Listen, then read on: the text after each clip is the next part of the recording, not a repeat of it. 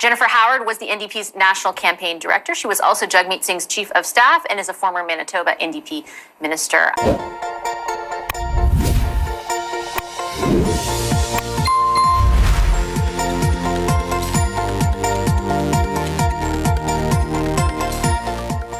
Hello, Ms. Howard. Good to see you. Thank you for coming in. My pleasure, Vassy. Thank you. I say this with great respect, but it was a huge loss. It was a catastrophic loss for the party with status in the leader of the party. How do you explain it?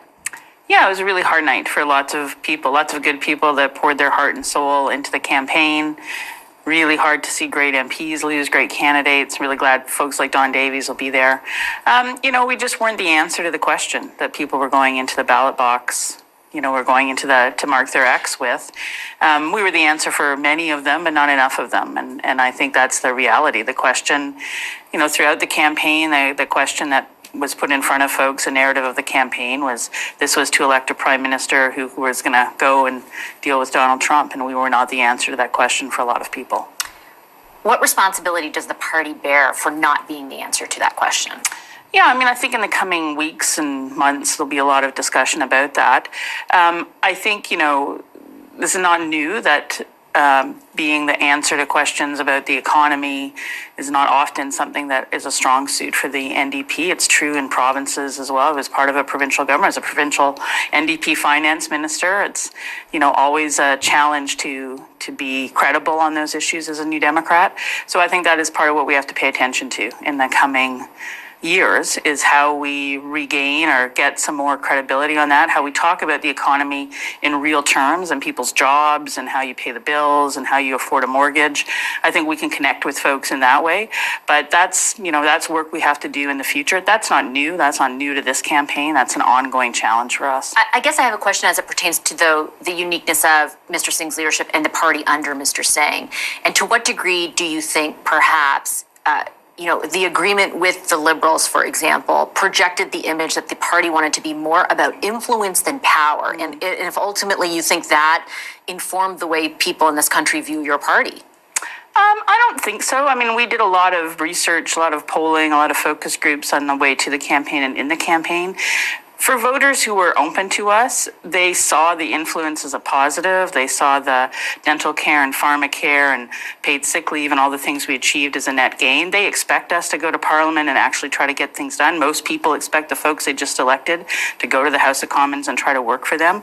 I just, before I came in here, looked at my phone for a message from someone who I've worked with about their brother that's about to get dental care. Folks know that that's what we did, and they appreciate that. But that wasn't the question in this campaign.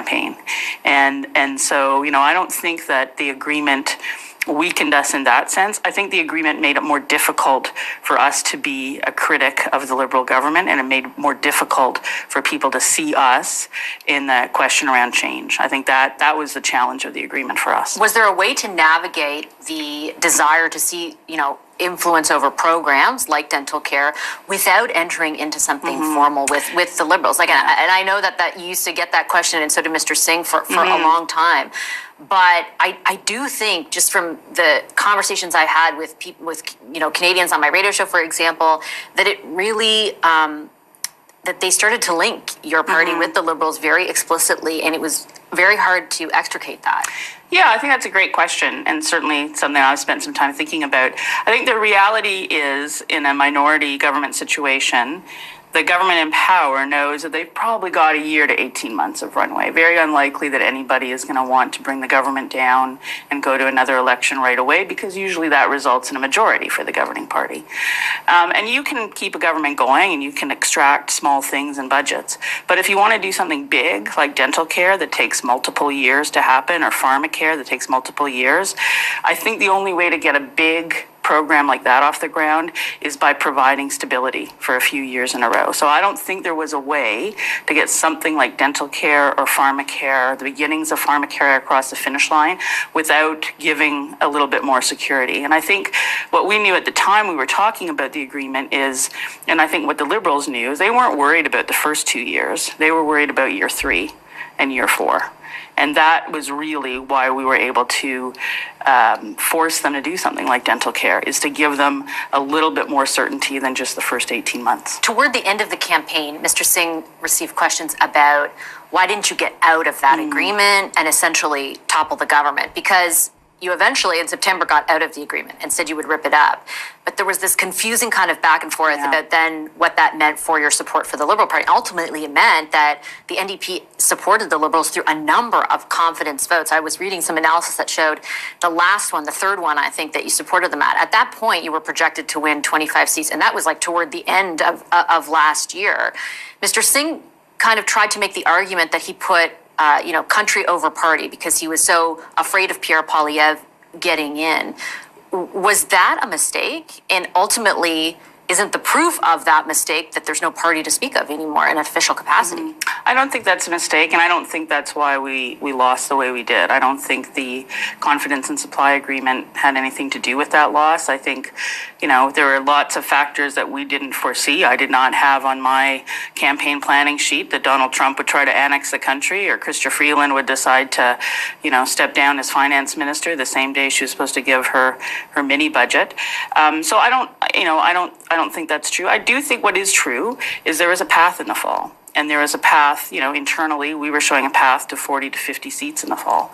And I think there was a possibility in the fall, if things broke different ways, that we could even end up as official opposition. And that question was put to Jagmeet. We had that conversation and laid out, this is the path. The other likely outcome is that the Conservatives will win a majority and Pierre Poilievre will be the Prime Minister, and that will put dental care at risk because they were promising to get rid of it. We hadn't got pharmacare off the ground. So, that is the trade-off. And he could not bring himself, even though it meant ultimately that he has to step down as leader, he could not bring himself to risk pharmacare and dental care in order to win 20 or 30 more seats. But it's not just him stepping down as leader. It's your party without resources, without, a real say in Parliament. So now you've lost all the future influence that you could have had to make sure, for example, pharmacare is fully built out or that the rest of dental care gets implemented or whatever other programs you want to make sure are still in the window. Again, I think it's fair to challenge the idea that was the most effective thing to do for Canadians even. I think it was the most effective thing to do at the time, knowing what we knew at the time, and I think it was the best decision that could be made with the information that we had. There will be a process of rebuilding. It is painful to be where we're at. It is painful for me to know that this is the campaign that I ran and I take responsibility for the outcome. But getting dental care for kids and seniors and now hopefully all adults, if we can hold Mr. Carney to his word, I think most New Democrats believe that is worthwhile. And it is an unfortunate reality in politics that sometimes doing the right thing comes with consequences that you don't always foresee. And this is one of those circumstances. Are you sure it was the right thing? And I ask because there was a lot of effort by the New Democrats to say Pierre Poilievre will do all of these things, take away all these programs. Ultimately, what he came out with in the campaign was not, I'm going to take away everything. Actually, his fiscal positioning around spending cuts is not very different at all than Mark Carney's. It basically involves a reduction in consultation or outside consultants and a reduction in the public service through attrition. He said he would keep dental care for the people who have it, child care for the people that have it. He wasn't the boogeyman necessarily that your party said he would be, and it came at a great cost to your party ultimately. Was that strategy an error? Well, first of all, I don't believe him. I believe somebody who's voted against things like that for his entire 20-year career. I believe the votes, not the words in a platform on the eve of an election. But also the reality of a program like dental care, and I think what we knew is that unless people have it, unless they're experiencing it, unless they're actually sitting in that, it's a bad metaphor, but unless they're sitting in the dentist chair getting their teeth fixed, it's easy to take away. It's easy to take away the idea of something. It's easy to take away the promise of something. It's much harder to take that dental card out of a senior's hand or a parent's hand, or hopefully in the future, a person who doesn't have that care. I think that sticking it out, means that dental care is going to be very hard for any government to undo now. I don't think the same is true of pharmacare, unfortunately, and I think New Democrats and others are going to have to continue to put pressure on this government to follow through with pharmacare. The last question for you is about the future. Are you concerned about any of the 7 MPs that were elected as New Democrats being lured over to government to help form a majority? I am not. I think that I know those 7 people. I've worked with them. They are strong New Democrats. But I also would say, floor crossers are punished in this country. People voted for New Democrats. Anyone who voted New Democrat in this election and elected an NDP MP expects to get an NDP MP. And I think an NDP member of parliament who thought that they could take those voters' wishes for granted and then disappoint them will find that they will be unelected very quickly. But I'm not worried about that. This caucus worked together in some very difficult times through the pandemic and through the last few years, and came together and supported each other. And I think those 7 people that are elected, that's who they are. They're going to continue to work together and support each other. I'll leave it on that note. Ms. Howard, I appreciate your time. Thank you. Thank you very much. Jennifer Howard is the campaign director for the NDP. A quick note also, the Green Party is back to just one leader. Jonathan Pedno has announced he's stepping down after failing to win a seat Monday night, releasing a statement that reads in part, "I recognize we were not able to break through in a way that could shift the course of our country, and that is a responsibility I must carry. Twice now, I failed to convince my fellow citizens to send me to Ottawa. I therefore hereby submit my resignation as co-leader of the Green Party of Canada, effective immediately." Elizabeth May remains a leader, I guess, not a co-leader anymore, and she was re-elected in her riding.